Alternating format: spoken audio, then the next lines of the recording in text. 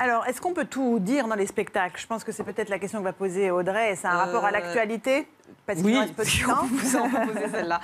Oui, non, évidemment, on pense à l'affaire Dieudonné et on aimerait avoir votre réaction sur tout ce qui se passe là. Non, moi je pense que sur scène, pour moi, le vrai espace de liberté, c'est la scène. Parce que, comme on disait, pendant 2 heures, on est avec le public, on peut aller beaucoup plus loin dans les sujets et on peut parler de tout en allant super loin.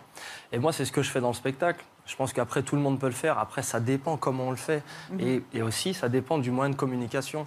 Ce qui est compliqué quand on est humoriste, c'est quand on prend des extraits, on les sort du spectacle et on les montre à la télé. Parce que le rapport... un humoriste, selon vous? Moi, je n'ai pas jugé un autre humoriste.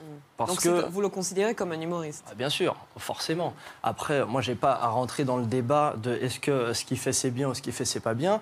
Je vais juste le juger par rapport à l'actualité. L'actualité, moi, je vois quoi? Je vois un ministre de l'Intérieur qui, normalement, ses prérogatives, c'est quoi? Assurer la sécurité des Français. On voit que les gens sont en galère. Hausse des cambriolages, hausse des attaques à la personne. Pour moi, c'est un petit peu un stratagème de diversion, un écran de fumée. Donc il ne faut pas interdire les spectacles de Dieudonné? C'est... Pour moi, la liberté... à la loi, parce qu'il y a quand oui, même après, des incriminations qui sont claires. On est d'accord, sauf que là, c'est pas au ministre de l'Intérieur, c'est à la justice de décider. Et après, c'est la justice qui est toute puissante. Et après, le souci, c'est quoi? Quand les gens vont voir les spectacles, moi, c'est ce que je me dis. Je me dis, on est en France, on doit parler à tout le monde. On ne peut pas ostraciser une partie de la population. Et mine de rien, c'est ce que fait le gouvernement. Parce qu'en mettant une partie de la population, en les ostracisant, vous ne parlez plus avec eux.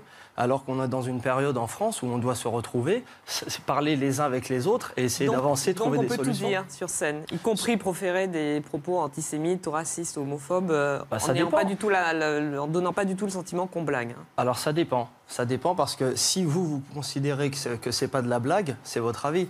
Mais sur scène, parce que il y a tout un discours au-delà de ce qu'il fait sur scène. Il y a tout un discours politique et qui n'est pas un discour d'humoriste. Alors ça, c'est autre chose. Mais justement, c'est à la justice. Moi, je pense que c'est à la justice de donner son avis là-dessus. Je pense que vous n'êtes pas l'avocat de Dieudonné et qu'en gros, quand on fait de l'humour, on plaît à son public et c'est pas de la politique. Ça veut dire que vous jugez l'homme humoristique, mais pas du tout l'homme politique. Vous avez déjà vu un de ses spectacles ou pas?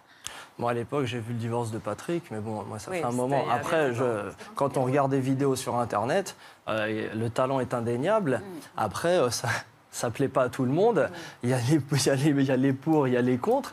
Et après, chacun il trouve son Allez, on va continuer son truc. cours de notre émission. Et chacun doit avoir son avis. Et je pense que c'est important aussi d'aller chercher l'information aussi sur Internet.